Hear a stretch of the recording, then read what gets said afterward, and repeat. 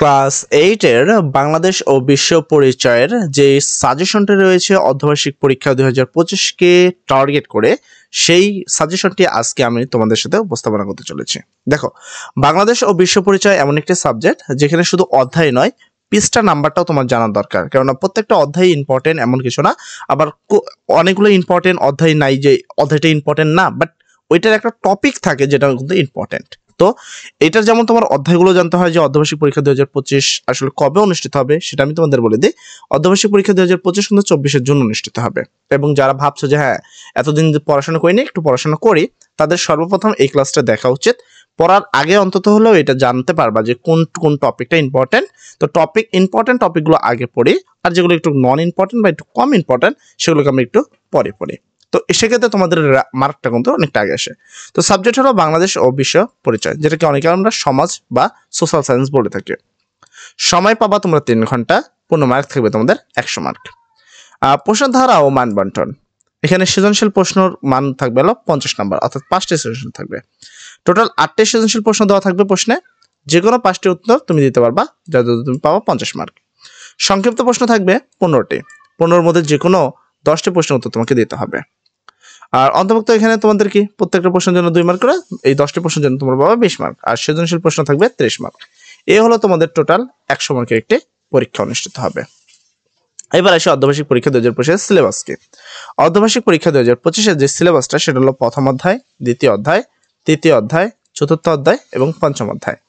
দেখো তাহলে ষষ্ঠ অধ্যায় এবং সপ্তম অধ্যায়, মানে 1 থেকে শুরু করে 7 পর্যন্ত যতগুলো অধ্যায় আছে সবগুলোই কিন্তু সিলেবাসে রয়েছে। তো এবার কথা হলো এদের মধ্যে কোনগুলো সবচেয়ে বেশি গুরুত্বপূর্ণ। তো সেক্ষেত্রে আমি যাব সোজা এদের বইয়ে। তো আমি চলে আসলাম তোমাদের যেই 8ম শ্রেণীর যে বাংলাদেশ ও বিশ্ব পরিচয় বইটি রয়েছে সে বইয়ে, এবং অধ্যায়গুলোর নাম যদি তুমি এখানে দেখো, আমি তোমাকে একটু নিচে আনবো, অধ্যায়গুলো আগে দেখাবো। এই যে, তো এটা হলো তোমাদের অধ্যায়ের নাম। এই যে যেগুলো তুমি এখানে দেখতে পাচ্ছ এগুলো তোমাদের অধ্যায়ের নাম। এইগুলোর মধ্যে সবচেয়ে ইম্পর্টেন্ট অধ্যায় কোনগুলো যদি তুমি আমাকে জিজ্ঞাসা করো, সেক্ষেত্রে আমি বলবো প্রথম অধ্যায়টা সবচেয়ে বেশি ইম্পর্টেন্ট, তৃতীয় নম্বর অধ্যায়টা তার পরবর্তীতে ইম্পর্টেন্ট, পঞ্চম অধ্যায় তার পরবর্তীতে, এবং সপ্তম অধ্যায় তার পরবর্তীতে। তো এইভাবে তুমি ইম্পর্টেন্টের সংস্কৃত মানে ধারায় রাখতে পারো। এবার অধ্যায় তো গেল যে এগুলো ইম্পর্টেন্ট অধ্যায়, এবার ওই অধ্যায় থেকে আমরা কি কি পড়বো। তো চলো প্রথম অধ্যায় থেকে আমরা দেখা শুরু করি। প্রথম অধ্যায় হলো ঔপনিবেশিক যুগ ও বাংলার স্বাধীনতার সংগ্রাম। এখান থেকে আমরা প্রথমেই পড়বো বাংলার ঔপনিবেশিক শাসন। এটা আমরা পার্ট 1 আমরা সর্বপ্রথম পড়বো। এটাকে খুবই ইম্পর্টেন্ট, এটাকে দাগ দিয়ে দাও, ঠিক আছে? আচ্ছা, তো একটু পুরো টপিকটাই পড়বো যেহেতু এই টপিকটা আমি বলছি। তারপরে লেখা আছে বাংলাদেশের ইউরোপীয় আগমন ও বাণিজ্যিক বিস্তার। এটা পড়ার কোনো প্রয়োজন নাই, এটা তেমন কোনো ইম্পর্টেন্ট জিনিস না। হঠাৎ এখান থেকে একটা দুইটা নৈবেদিক আসে, যার জন্য আমরা এত কিছু তো পড়তে পারি না। আচ্ছা, তারপর লেখা আছে বাংলাদেশের উপনায়কি শক্তির বিজয়। তো এখানেও থেকে পড়ার দরকার নেই, যে পলাশীর যুদ্ধ এটা আসলে পড়বা, পলাশীর যুদ্ধ যেহেতু এখানে আছে। তো এই টপিকটা পড়বা, পার্ট 3 পড়বা বাংলার ঔপনিবেশিক শক্তির বিজয়। এটা তোমাদের পৃষ্ঠা নাম্বার 5 পড়া ইম্পর্টেন্ট, তো এটা গুরুত্ব সহকারে এটা পড়বা। এটা পলাশীর যুদ্ধ যদি না থাকতো তাহলে আমি দিতাম না, যেহেতু এখানে পলাশীর যুদ্ধ আছে, এখানে আসলে পলাশীর যুদ্ধটা ইম্পর্টেন্ট এবং এখান থেকে প্রশ্ন আসে, তাই আমি এটাকে দিলাম, ঠিক আছে? আচ্ছা, ঔপনিবেশিক শাসন এবং শোষণ। তো শাসন এবং শোষণ বলতে এখানে কি হয়েছে, যে আমাদের উপরে কে কে রাজত্ব করছে, কি কি করছে। তো এটা পড়ার দরকার নেই, আপাতত তেমন কোনো গুরুত্বপূর্ণ না, 4-5। তো এটাকে আমি স্কিপ করছি, ঠিক আছে? কে কার পর কে করছে অত বড় জিনিস মনে রাখাও আসলে একটা বড় একটা ব্যাপার হবে। আচ্ছা, এরপরে হলো 6-7 হলো ঔপন্যাসিক শাসনের প্রতিক্রিয়া, বাংলার নবজাগরণ ও ব্রিটিশ বিরোধী আন্দোলন। এই পার্ট 6 এবং পার্ট 7 অবশ্যই পড়বা। এবার এটা কিন্তু খুবই গুরুত্বপূর্ণ, তাই কষ্ট করে হলো পার্ট 6 এবং পার্ট 7টা পড়বা মনোযোগ সহকারে। আচ্ছা, তো এটা গেল। এরপরে এগুলো আমাদের লাগবে না। লাহোর প্রস্তাব, মানে এই অধ্যায়ে যদি কোনো একটা ইম্পর্টেন্ট টপিক থাকে সেটা হলো লাহোর প্রস্তাব। এই লাহোর প্রস্তাব থেকে প্রশ্ন আসে, মানে 100% গুরুত্বপূর্ণ একটি টপিক হলো পার্ট 8 লাহোর প্রস্তাব, ঠিক আছে? লাহোর প্রস্তাবটা তুমি পড়বা। পাকিস্তান প্রতিষ্ঠাতা এটা আমি জানি না, বাট এটা তোমাকে পড়তে হবে, লাহোর প্রস্তাব মানে পার্ট 8 তোমাকে পড়তে হবে। তো এই তো প্রথম অধ্যায় থেকে তোমাদের এই টপিকগুলো পড়তে হবে। এবং এই অধ্যায়ে যদি আমি সবচেয়ে বেশি গুরুত্ব দিই সেটা হলো সৃজনশীল প্রশ্ন 1 এবং সৃজনশীল প্রশ্ন একটাই আছে না? একটাই আছে, হ্যাঁ।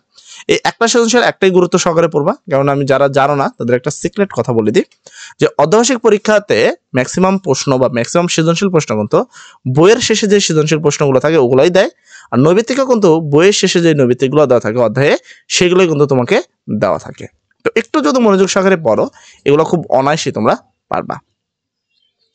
তারপর দ্বিতীয় অধ্যায় ঔপন্যাসিক যুগের প্রত্নতান্ত্রিক ঐতিহ্য। আচ্ছা, এখান থেকে আমরা কি পড়বো? ঢাকা শহরে এটা আমরা পড়বো না। তারপরে এটা আমরা তেমন কি এখানে কার্জন হল সম্পর্কিত কিছু টপিক রয়েছে, এটাকে একটা পড়তে পারো। ঢাকার বাইরে প্রাপ্ত নির্দেশক, তো আমি এই অধ্যায়টাকে আসলে খুব বেশি গুরুত্ব দিব না, কারণ এই অধ্যায়টা আমার কাছে তো তেমন মূল্যায়ন না, তো এই অধ্যায়টাকে আমি স্কিপ করব। বাট তুমি এই অধ্যায়টাকে পড়তে পারো, মোটামুটি কিছু টপিক আছে, খুব বেশি টপিক নেই, বাট এই অধ্যায় থেকে প্রশ্ন কম আসে, যার কারণে এই অধ্যায়টাকে আমি স্কিপ করছি। দুই একটা নৈবিত্তিকের জন্য তার একটা অধ্যায় পড়তে পারি না, বাট তুমি যদি পড়তে চাও তাহলে এক নম্বর সৃজনশীলটা এখান থেকে পড়বা। এই অধ্যায়টা পুরোটাই পড়ার দরকার নেই, শুধু এই সৃজনশীল নাম্বার 1 যেটা আছে এই একটা সৃজনশীল প্রশ্ন পড়া, এই 2 নম্বর অধ্যায়ের পৃষ্ঠা নাম্বার 18-তে অবস্থিত, ঠিক আছে? আর কিছু পড়ার এখান থেকে লাগবে না। তৃতীয় অধ্যায় বাংলাদেশের মুক্তিযুদ্ধ, খুবই ইম্পর্টেন্ট একটি অধ্যায়। এখানে সশস্ত্র মুক্তিযুদ্ধ পটভূমি, এটা পড়বা 100%। সশস্ত্র মুক্তিযুদ্ধের পটভূমি তোমাদেরকে পড়তে হবে, এখান থেকে প্রশ্ন আসে, ঠিক আছে? তারপরে যদি আসে 7ই মার্চের ভাষণ এবং স্বাধীনতা প্রস্তুতি, এটাও তোমাকে পড়তেই হবে, এটাও খুবই গুরুত্বপূর্ণ, ঠিক আছে? যদিও বঙ্গবন্ধু এবারকার বঙ্গবন্ধু সম্পর্কিত প্রশ্ন নাও আসতে পারে, সরকার পতনের কারণে হয়তো বা নাও আসতে পারে প্রশ্নটা, বাট আই হোপ যে সরকারের কারণেই যে এরকম কিছু হবে তা না। 7ই মার্চের ভাষণ সারা জীবনই ইম্পর্টেন্ট ছিল, এখন আমি সেটাকে ইম্পর্টেন্ট খাতায় রাখবো, বাট দেশের পরিস্থিতি অনুসারে বাকিটা বিবেচনা তোমাদের হাতে, তোমরা পড়বা কি পড়বা না। তারপর 25শে মার্চের নাগরীয় গণহত্যা, অর্থাৎ এটাকে আমরা 25শে মার্চের যে কাল রাত্রি বলি কেন, এটা তোমাকে পড়তে হবে, বা অপারেশন সার্চলাইট বলতে কি বোঝো এই টপিকটা তোমাকে পড়তে হবে। অর্থাৎ পার্ট 3 খুবই গুরুত্বপূর্ণ তোমাদের জন্য, এখান থেকে একটা না একটা প্রশ্ন 100% থাকবে। তারপর স্বাধীনতার ঘোষণাকে আমি স্কিপ করছি। তারপর হলো মুক্তিযুদ্ধের এটাও গঠন এবং স্থায়ী, এটা দরকার পড়বে না। সেক্টর, কত নম্বর সেক্টর, এটা ক নম্বর প্রশ্নে আসে, বাট এটা তুমি চাইলে একটু পড়তে পারো। মুক্তিবাহিনীর গঠন ও কার্যক্রম, এটাকে তোমাকে সেক্টরগুলো জানার জন্য পড়তে পারো, এখানে সেক্টর থেকে অনেকগুলো প্রশ্ন আসে মাঝে মধ্যে, তো এটা খুব পড়তে পারো। আচ্ছা, দেন আর তেমন তো কোনো টপিক নেই, এটাকে পড়ার প্রয়োজন নেই, তো এটাকে আমি স্কিপ করব। এগুলোকে তোমার প্রয়োজন পড়বে না, এগুলো পড়ার প্রয়োজন লাগবে না। তো এখানে আছে গণহত্যার দরকার নাই, এটা প্রয়োজন পড়বে না। আচ্ছা, এইখানে একটা আছে প্রশ্ন, যুক্তরাষ্ট্র তোমাকে পড়তে হবে। এই যুক্তরাষ্ট্র তোমাদের জন্য ইম্পর্টেন্ট, পৃষ্ঠা নাম্বার 31-এর নিচের দিক থেকে আছে, তো যুক্তরাষ্ট্র অবশ্যই পড়বা। যুক্তরাষ্ট্র থেকে প্রচুর পরিমাণে প্রশ্ন আসে, তো যুক্তরাষ্ট্রকে অবশ্যই বাদ দিবা না, এখান থেকে প্রশ্ন আসে। তারপর যৌথ বাহিনীর নেতৃত্ব চূড়ান্ত যুদ্ধ, এটাও তোমাকে পড়তে হবে, ঠিক আছে? যৌথ বাহিনী, এটা থেকেও প্রশ্ন মতো আসে। আচ্ছা, তারপর আর তেমন কিছু এই অধ্যায়ে আর তেমন ইম্পর্টেন্ট কিছু নাই, বাট মোটামুটি অধ্যায় শেষ আমাদের। পার্ট 11 পড়বা, পাকিস্তানি বাহিনীর আত্মসমর্পণ, এটাও ইম্পর্টেন্ট তোমাদের জন্য, তো এটা থেকে প্রচুর পরিমাণে প্রশ্ন আসে, এটাও তোমাদের জানতে হবে। এই অধ্যায়টা আসলে অনেকটা ইম্পর্টেন্ট, এই জন্য আমি এই অধ্যায় থেকে 11টা থেকে মোটামুটি 4 থেকে 5টা পার্ট দিলাম, তোমরা একটু দেখে পড়বা। তারপর তোমাদের 38 পৃষ্ঠা সৃজনশীল প্রশ্ন, তো সৃজনশীল প্রশ্ন 1 আর 2 আছে, দুইটা 100% পড়বা, একেবারে নিঃসন্দেহে মনোযোগ সহকারে পড়বা।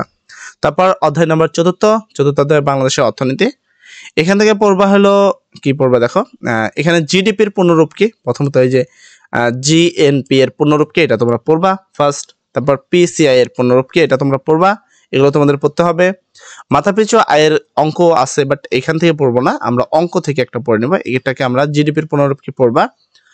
আচ্ছা, বাংলাদেশের দেশজ উৎপাদনে বিভিন্ন খাতের অবদান, এটা পড়ার প্রয়োজন নেই, এটা পড়লেও মনে থাকবে না কত পার্সেন্ট কত, এটা খালি শতকরা দিয়ে পুরো ভরপুর আছে, তো এটা তোমাকে মনে রাখা খুবই টাফ বিষয়, তো আমি মনে করি এটাকে স্কিপ করো। আচ্ছা, বাংলাদেশের মানব উন্নয়ন, এইটা তুমি পড়ো পার্ট 3, এটা সহজও আছে এবং এখান থেকে প্রশ্ন আসে। আর এখানে আর একটা টপিক আছে এর উপরে, এখানে যদি দেখো বাংলাদেশের অর্থনৈতিক জিডিপির গুরুত্ব, এটা তোমরা একটু পড়তে পারো, ঠিক আছে? আচ্ছা, তো এটা আমি দিলাম, এটা ইম্পর্টেন্ট ছিল। মানব সূচক, বাংলাদেশে মানব উন্নয়নের সূচকে বাংলাদেশের অবস্থা, এটা টপিকটা পড়বা। মেন কথা, মানব উন্নয়নে তোমাদেরকে পড়তে হবে বাংলাদেশ এবং উন্নয়নশীল দেশের তুলনা করা রয়েছে, এখানে দেখতে পাচ্ছ, বাট এটা তোমরা পড়লে তেমন পড়ার প্রয়োজন পড়বে না। বাট এই যে রেমিটেন্স, এটা এবার পড়বা পার্ট 6, রেমিটেন্স খুবই ইম্পর্টেন্ট, প্রবাসী আয় বা রেমিটেন্স, এটা কিন্তু তোমাদের জন্য এবারকে গুরুত্বপূর্ণ, তো এটা তোমাকে পড়তে হবে। পাশাপাশি তোমরা পড়বা 48 পৃষ্ঠা সৃজনশীল 1 এবং সৃজনশীল 2 100% খুবই গুরুত্ব সহকারে পড়বা। আচ্ছা, তারপর পঞ্চম অধ্যায় রাষ্ট্র ও সরকার। তো এখানে প্রথম রয়েছে রাষ্ট্র শ্রেণীবিভাগ। তো এটা থেকে ক নম্বর প্রশ্ন আসতে পারে, বাট এটা আমি পড়বো না।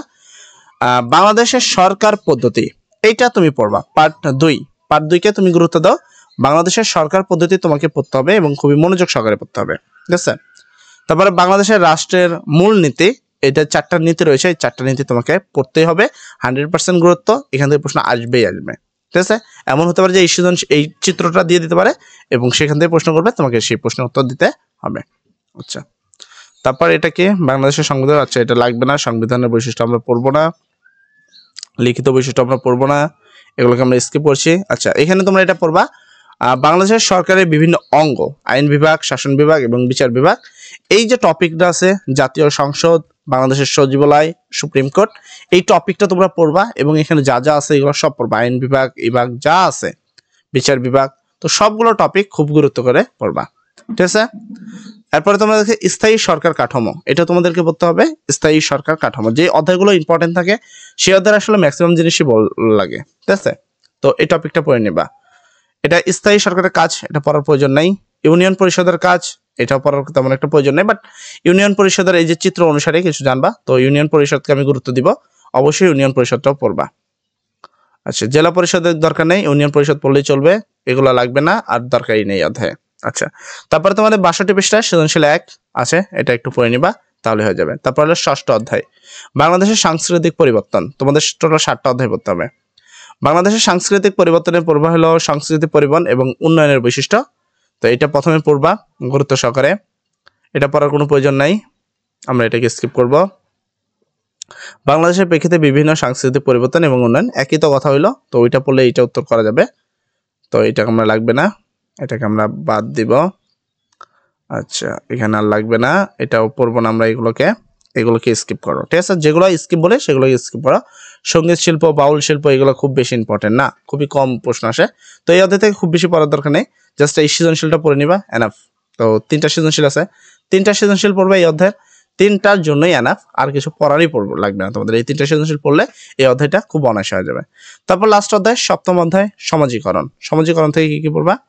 প্রথম কথা হলো সমাজীকরণে বিভিন্ন প্রতিষ্ঠানের প্রভাব, এটা তোমাদেরকে পড়তে হবে, এটা খুবই গুরুত্ব, তো এটা তোমাকে পড়তে হবে। সমাজীকরণে বিভিন্ন উপাদানের গুরুত্ব, এটা তুমি কি পড়তে না পড়লেও সমস্যা নেই, এটাকে আমরা স্কিপ করছি। আচ্ছা, তারপর আছে কি ব্যক্তির সমাজীকরণ, তথ্য যোগাযোগ প্রযুক্তি এবং গণমাধ্যমের ভূমিকা, এটাকেও তেমন প্রয়োজন নাই, এটাকে আমি স্কিপ করব। বিশ্বায়ন এবং সমাজীকরণ প্রক্রিয়া, এটা তোমরা পড়বা পার্ট 5 পৃষ্ঠা নাম্বার 81, এটা খুবই গুরুত্বপূর্ণ, এটা তোমাকে পড়তেই হবে। দেন মোটামুটি আমাদের অধ্যায় শেষ। লাস্টে এই একটা টপিক পড়ে নিবা আর এই একটা সৃজনশীল পড়ে নিবা, 100% কমন পাবা এবং সুন্দরভাবে পরীক্ষা কেন্দ্রে লিখে আসবা, দেখবা সুন্দর একটি পরীক্ষা তোমরা দিতে পারবা সমাজে। আর একটা কথা হলো, যারা গাইড কিনবা তারা গাইডের খ নাম্বার প্রশ্নগুলো পড়বা, যেগুলো বিগত সালে এসেছিল। তো সবাই ভালো থাকো, সবার জন্য দোয়া করি। আসসালামু আলাইকুম।